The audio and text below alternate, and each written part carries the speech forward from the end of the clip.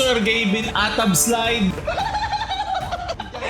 Jawo Motovlog, nag-video sa precinct. At after tinanggap ng machine yung boto Taubo. ko, ito yung biglang nangyari. Ito ating papabalita ng Iligo Ate. Simulan na ako para si James Shopper para magandang balita ka na sa Pilipinas. So simulan na agad natin dito kay Sir Gavin. Itong dalawang video lobas na ito ay deleted na. Alam nila na may backlash at mali yung kanilang ginawa. So ayun, nag-post na nga si Sir Gavin ng kanyang statement. Sinabi niya doon na nag-sorry siya dahil napamadali siya sa pag-post niya ng video reel na yon na ang title ay Upuan. Maraming salamat daw sa pagtama sa kanya at hindi na daw yun mauulit. At please sana hindi na maulit kasi ang dami ng issue ni Sir Gavin na sana talagang itigil na niya magkaroon ng issue. So, una-una na kay Sir Gavin na mayroon na 12 million followers sa FB. Dumaan na siya sa channel na ito para ako yung sino na namang may problema ang dadaanan naman dito. At pinakita niya itong video na mayroong isang bata na naglalaro sa isang chair. Okay, itong chair na to ay matatawag nating adult na chair kasi ginagamit ito para sa mga iba't ibang mga posisyon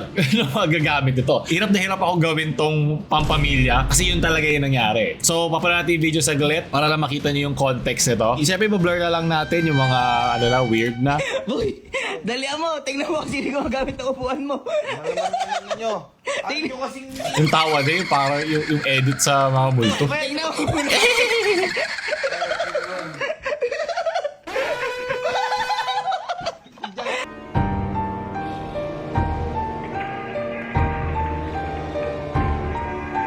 Okay, so dito sinabi ng bata na para saan po ba to?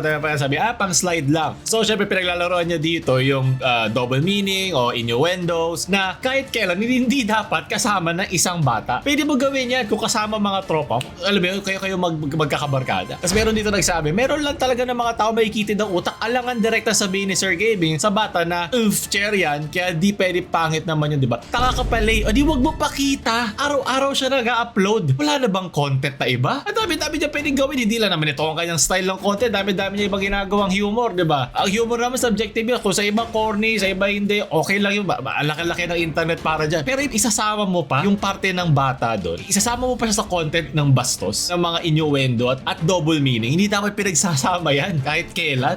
Parang unspoken rule dapat ito. Kung mayroong mga bastos na content, may mga bastos jokes, okay lang yun. Kung mga matatanda kasama, huwag mo na isama yung bata. Kahit tuition fee pa, pambayad ng bata kayo, papangkain sa kanya, hindi dapat yun ang gawin mo. Kasi magiging exploitative lang in nature itong video na ito. Wala dapat sila sa AOE ng mga ganitong klaseng jokes. Hindi dapat yan kasama, dapat naka-BKB yan sa mga ganyan. Sana matuto na si Sir Gavin sa mga ganito dahil ang dami naman niya ina-upload sa FB at alam mo, marami naman siyang views, 12 million followers naman siya, meron naman siyang formula. Hindi mo naman kailangan kutkutin ang ilalim ng baso sa content para magka-million views. Kaya mo naman matuto naman tayo. Ilang beses ba natin sasabihin to? Pero yun nga, buti at ina-point out to na dati ka din palang teacher, so dapat alam mo ang sensitivity ng mga batang yan. Kung gaano sila kadaling walang mali siya gawin ng mga bagay na yan. Kung siya mismo dinilit niya yung video, sana yung mga followers niya ay alam na mali yun. Kahit anong sexual at atoms, hindi dapat magkasama yan sa screen. Kahit anong mangyari. Ganun lang kasimple. Ginagamit mo na nga siya sa content di ba? So huwag na natin sirain yung buhay niyo dahil doon. Sunod na balita kaya na ito naman, deleted na din na video. May alleged daw na nag-video si Jawo Motovlog sa loob ng isang precinct na alam natin na bawal. So tingnan natin bakit. At nag-post na rin dito si Jawo regarding sa kanyang pag-record sa loob ng precinct. Na-delete daw niya agad after 5 minutes na kanyang pagka-upload kasi marami nagsasabi na i-take down yung video kasi bawal daw. Sana doon pa lang alam mo na yung rules and regulation pagdating sa pag-upload sa loob ng mga precincts. Sana hindi yung mga followers mo pa nagsasabi sa'yo ng iyong gagawin. Aralin natin bago natin to i-post. So, sinabi niya rito na on my side naman po bakit nagawa ko yung video na yon is dahil nakikita ko naman sa mga news or social media, madalas pinapakita nila yung mga buoboto kahit sa ibang media. Na may sikat na personalidad, may kuha rin sila pictures and video as long na hindi nila pinapakita yung mismong boto or ng botante. Pag-uusapan din natin mamaya yan, sinabi naman doon na kung makakahingi ka doon sa official sa loob ng precinct ng permiso. Pero yun nga dahil nga yung suot mo doon ay yung salamin mo, hindi nila alam na nag-record ka pala. So hindi ka doon nakahingi ng permission. So, sabi niya, pero ayun nga po, kung may mali po ako, I take full responsibility. Wala po ako sinisisi at harap ako ano magiging kalalabasan ng ginawa ko. Salamat at pasensya po. So sabi, blur ko na lang. At Ito after tinanggap ng machine yung boto ko, ito yung biglang nangyari. Ang gusto ko malaman, paano to hindi nakikita Bago ng mga lahat, tao? nasa biyahe. Dito sinabi niya na wala pa daw siya indelible ink. 6:22 PM at 30 minutes na lang matatapos na Kailangan yung botohan. mabura dito yung mga choices natin sa buhay. Asa Las Piñas. Kaya nagmadali na kami ni Carlo bumaba para makaabot kung saan yung presinto namin. Okay, ibang presinto mapupuntahan nyo yan. Yung sinasabi ko sa inyo, ingat tayo. Hindi lahat kailangan mo i-video. Hindi kailangan lahat content. Ano ba? Ang dami-dami natin paraan para kumita. Selfie mo. Siya nga.